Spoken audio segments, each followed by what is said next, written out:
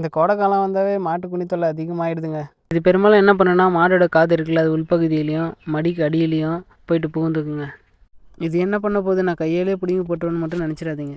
இது வந்து பார்த்திங்கன்னா, மனுஷனுக்கு எப்படி கொசு கடிச்சு டெங்கு மலேரியா வருதோ அதே மாதிரி மாட்டுக்கும் வந்து கட்டி நோய், சிறுநீர் நோய் 2 நோயும் வருங்க. கட்டி நோய் வந்து பார்த்திங்கன்னா உடம்பு ஃபுல்லாக சின்ன சின்ன கொப்பளமாக இருக்கும். சிறுநீர் வந்து பார்த்திங்கன்னா ரத்தம் போல் வரும். இது சிறுநீர் நோய். இந்த நோய் பாதிக்கப்பட்ட மாடு வந்து பார்த்திங்கன்னா காய்ச்சல், தீவனம் எடுக்காமல் மாடு வந்து பார்த்திங்கன்னா ரொம்ப மெலிஞ்சு போயிடும்.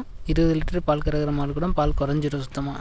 இதுக்கு ஒரே வழி பார்த்திங்கன்னா, மாடுகளை உண்ணியிடமிருந்து காப்பாற்றுறது தான், வேறு வழியே இல்லை. இதுக்கு வந்து பார்த்திங்கன்னா கெமிக்கல் மருந்தாக யூஸ் பண்ணேன். அந்த கெமிக்கல் மருந்தை கமெண்ட் பாக்ஸில் பின் பண்ணுறேன். இந்த மருந்தை அடித்து 2 மணி நேரத்தில் நீங்கள் மாட்டை கழுவி விட்டுருங்க. ஏன்னா அதுக்குள்ளே அந்த குண்டிலாம் வந்து இறங்கிடுது. நல்ல ரிசல்ட் இருக்குது. நீங்கள் இதை யூஸ் பண்ணி பாருங்கள். உங்கள் மாட்டை நோயிலேருந்து காப்பாற்றிக்குங்க. இல்லை நான் கெமிக்கல் மருந்து யூஸ் பண்ண மாட்டேன் சொன்னிங்கன்னா, புகையில நாட்டு புகையில வந்து நைட்டு ஊற வச்சு அதை வந்து ஸ்ப்ரே பண்ணுங்கள். ஆனால் அது 1 வாரத்துக்கு ரெகுலராக யூஸ் பண்ணால் தான் ரிசல்ட் இருக்கும். ரொம்ப சிவியராக இருந்தால் நீங்கள் கெமிக்கலுக்கு போங்க. முடிஞ்ச அளவுக்கு நாட்டு மருந்தே பயன்படுத்துங்க.